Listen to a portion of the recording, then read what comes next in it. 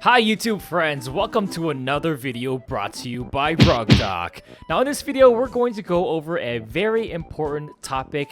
In the midst of your DeFi aping adventures and yield farming, there's something that we all need to take into consideration, and that is DeFi safety. Because in the land of DeFi, anything can happen, exploits can run rampant, random people can steal your crypto, and other black swan events can happen. So in this video, we're going to dive in to the top 10 DeFi safety tips that you can keep an eye out on and keep your assets safe. Now before we dive in guys, this is not financial advice. We're just trying to entertain you and give you some perhaps educational content to help you keep a little bit safer in DeFi during your adventures. Now guys, let's dive in.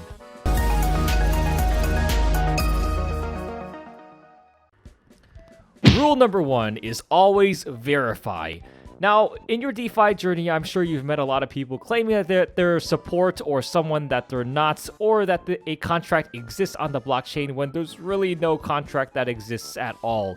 Now, it is up to you to really verify yourself and not take anyone else's word, because really, these people are just online people. They can be someone halfway across the world that is just trying to get your money so they can feed their own village. So now that's not what you want. You want to always verify so you can keep your money for yourself and not give it to somebody else who doesn't deserve it. Now, one thing that is very common is that people can actually really easily fake an audit. Now, for example, I'm going to show you how easy it is to fake an audit using my professional Photoshop skills. Now, here we are at certic.org. Of course, everyone knows Certic is one of the top auditing companies in the blockchain space right now. And here is our favorite farm, PancakeSwap's audit on Certic. Of course, they have a Certic audit going on with a 92 security score. It looks nice. They have some findings here, nothing critical, so that's pretty good. And you can actually go to view their PDF right here to actually see their audit. Now, when you see their audit, there's a security assessment, PancakeSwap, October 13th, 2020. And then there's a summary with some other stuff in here. Now, keep in mind, when people see an audit, they don't really check it. Most people, I bet you, would probably not actually go into the site itself, which you should probably do. Check on their site or their actual socials to find that the audit actually exists. Now, if you actually scroll down here, there's a lot of information like incorrect reset mechanism, or we have contract purpose unclear. We have some other inexistent delegate transfer. Like, people don't really know what this means. So 99% of people don't know Solidity programming or any other programming language. So they would just skip over this if they even do dive beyond the main page at all. So what other fake scam companies can do is they can just take this PDF and then paste their name on here. Now guys, I'm going to show you literally how easy it is to really copy this Certic audit right here. See, look, it says PancakeSwap, right? Well, guess what? Not anymore. What? It's as simple as that. And then guess what? Now I'm going to change it to something like, let's say, what's a good name for a crappy token? Okay, here we go. Poop token. No offense to the poop coin guys, because they're doing a good job. Nice. But look, so like seriously, I just created something called poop token. Of course, I could just change the text to make it look a little bit better, and then voila, like seriously, like here, Certic security assessment poop token. Here's my audit, and then I just created a fake audit out of nothing. So yeah, be very careful of what actually occurs and happens, especially on a project's website. They could just put this PDF on their website and say, hey, Certic audited it, but this is exactly not the case. So go to the project's, or go to the auditor's website yourself, go to their social media and actually check that the project has been audited correctly. Now, the same rule applies to the blockchain. If a project says they have a smart contract somewhere and they give you the smart contract address, definitely make sure that it's verified on the blockchain and it's the correct address that they're referring to. Now, if all of this seems a little bit too difficult, there's a much easier way. You can just go to our website at rugdoc.io and then just find the farm yourself. For example, if we're looking at this motor swap, we can just go there and then find the master chef, because we already verified that ourselves. So just click on the master chef button and then voila, you're here on Binance Smart Scan, and then you have the master chef contract right here. So yeah, we do all the hard work for you guys. It doesn't have to be that difficult, so don't make your life too complicated. You can use our own tools. Number 2, we have revoke your permissions. Now guys, it might seem kind of crazy, but a lot of people just go into yield farms, they take out their funds and they kind of forget about it. Well, that's like most people, right? They don't do anything because they trust that nothing is going to happen to their funds. But actually, there can be quite a possibility of something going very, very wrong. Now I'm going to switch on to my phone because this is where I do a lot of my degen plays. If you go online, you can find sites like app.unrect.net, and some of these sites actually allow you to revoke your allowance from different farms. Now here you can see I'm on my phone, and then we can go down. We see all these different farms that I've kind of aped into, these token contract addresses, and then I can actually hit revoke. So yeah, it's just simple as just hitting on revoke, and then you can give the site permission to access your liquidity pool tokens or whatever tokens you have that you gained that you gave allowance to for the project. And then make sure to go back and revoke them, because if something is malicious in their contract, something goes wrong, then they might be able to steal funds. And this has happened before because the users have reported that some of their funds have gone missing, and this could be many months down the line. Like some person might forget that they've farmed in a yield farm and they just didn't revoke their permissions, and guess what? The project owner decided, hey, I'm just gonna steal all your tokens one day, and then boom, it's all gone. It can happen anytime. So make sure you guys remove and revoke your access whenever you get a share. And you don't have to use Unrect if you don't want to. There are a lot of different sites. Like here's another one, DBank, which does have a lot of different chains that you can use to revoke access from. So definitely do your research and find those sites and then revoke your permissions. Number 3 is to use a hardware wallet like a Ledger or a Trezor, even when connected to MetaMask. Now, a lot of you guys already know this, but a hardware wallet is a lot more secure than a software wallet like MetaMask. So a lot of people, when they first go into crypto, they would probably use something like MetaMask, which is very easy to use. You can download it for free, and there's really nothing that you have to buy up front besides the cryptocurrencies themselves.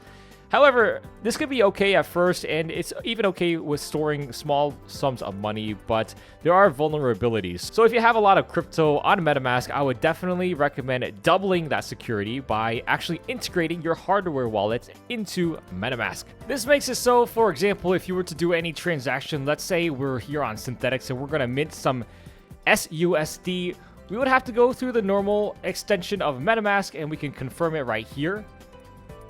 And as you can see right here, I also have to confirm it on my Ledger. So yeah, it goes through a 2-step process so that nothing can really go through MetaMask alone. It needs another layer of security, which is your hardware wallet. All right, tip number 4 is to avoid giving away your seed phrase.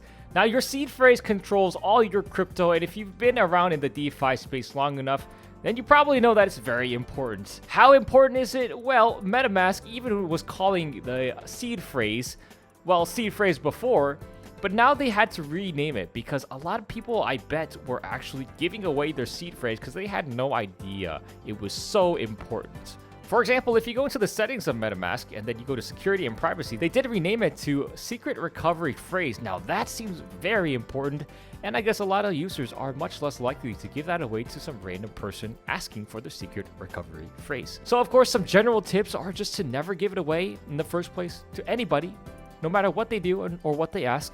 And 2 is not to really show it on camera. So this can be kind of hard because we're always surrounded by cameras. In fact, like I'm recording this on my laptop right now and the camera webcam is pointed directly at me. So let me turn my camera off and cover it up with some tape right there. So now I'm a little bit more protected.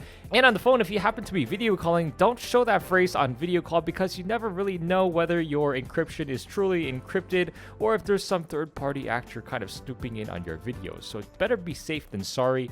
And this also goes for photos. Try not to take photos of your seed phrase because wherever you put it on your phone or whoever you transfer it to, there could be that extra layer of insecurity introduced that can actually have your funds stolen from you. So there's all these risks with your seed phrase. Definitely keep it safe. Even in your home, if you have it written down somewhere, make sure that no one can actually get to it in case a robber comes to your home and tries to steal it.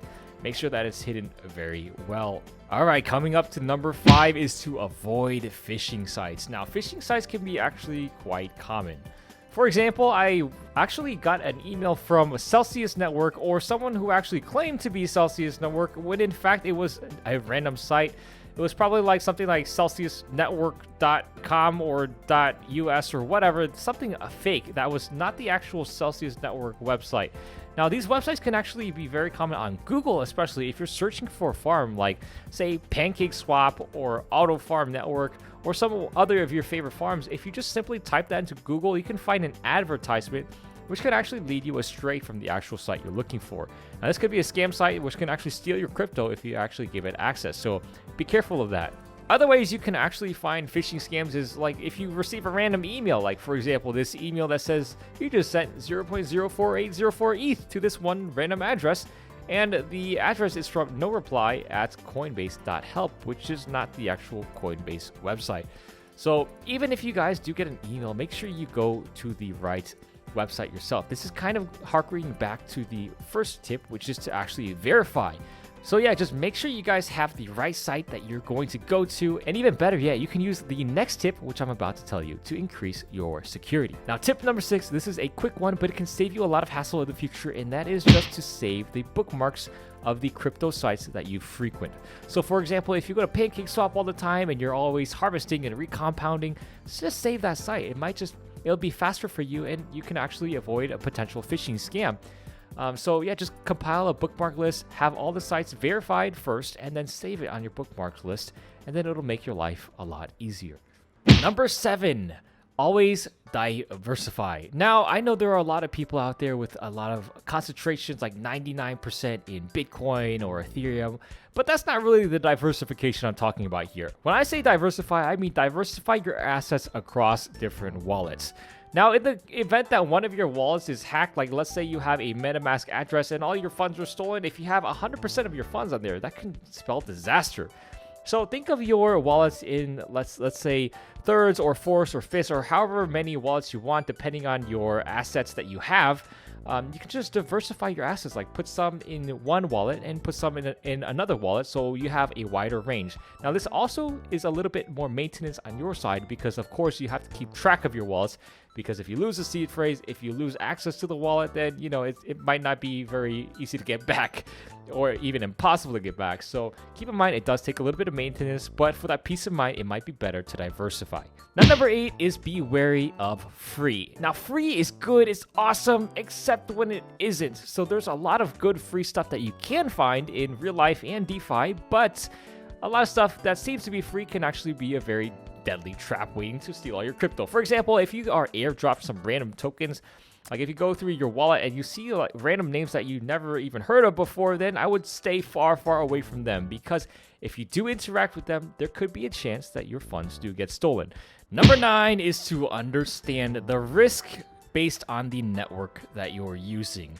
So a lot of you guys might be thinking that stablecoins might be very safe, and while they can be a lot safer than a lot of the other coins out there, there can be risk involved, especially depending on the network that you're using. For example, one USDC is not the same on the Ethereum network as it is on the Binance Smart Chain network.